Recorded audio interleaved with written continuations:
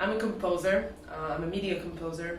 Most of my work is around films or video games or platforms that needs music that doesn't stand for itself but stands for something else.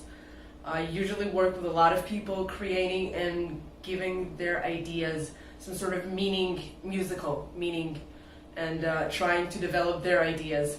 And this is actually the first hackathon that I pitched my own idea. Yeah, I think in the course of this earlier discussion, we said, okay, what does it make? And it's my day job, and I started doing what we call a system design, and I started working out with Shirley back and forth because I'd been trying to figure out, are there enough data points that we have? Are there enough user stories? Are there enough narratives? What's going to be the end user experience? So for this project, I am the UX designer, and I'm also the 3D modeler. I created all of the 3D assets and the environment that the instruments and the conductor are in. I also created kind of the feel of the project, so the user experience of the project, how the user interacts, and I confirmed that these were understandable and intelligible from a conducting and musical perspective with Shirley. Patrick Ryan, and I was one of the Unity developers on this project. So for the last few days, my process was working a lot mostly with the hand gestures to get the hand gestures to work the way that we wanted them to. That's where a lot of my research and a lot of my time spent prototyping and developing the various hand gestures we use with the leap motion.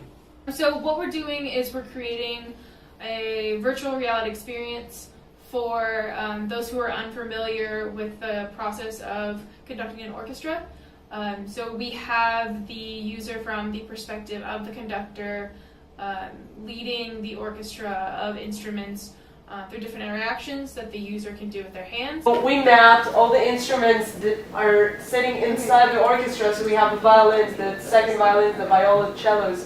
We have double basses, bassoon, oboe, flute, clarinet, glockenspiel, which is a percussive instrument. We have the trombones, horns, and the trumpets, and we map them in sound and in visual to sit in their positions.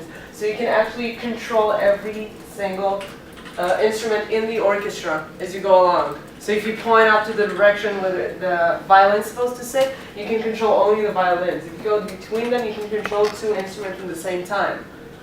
And that's basically the job of the conductor, to say and to control everything that is going on with 80 people or 100 people sitting out together. Seven different hand gestures. We have a start that will start all the instruments. We have the entire orchestra volume up. We have the entire orchestra volume down. We have the entire orchestra stop. And then the user can also indicate to specific instruments that they want whether or not those volumes should go up, down, or they should stop as well.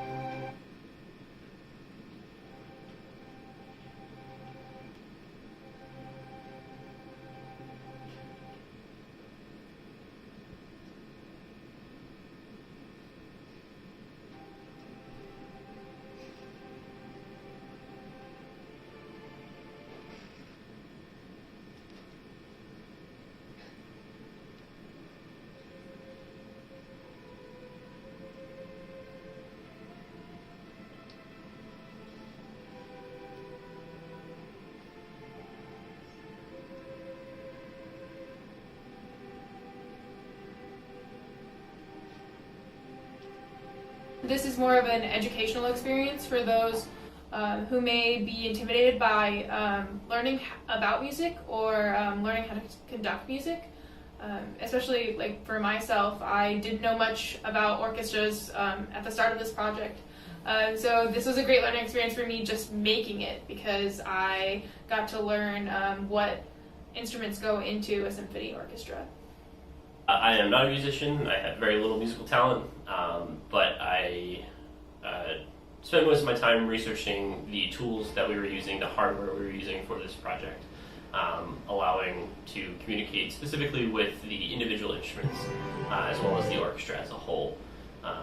So a lot of my research was spent into the hardware we were using.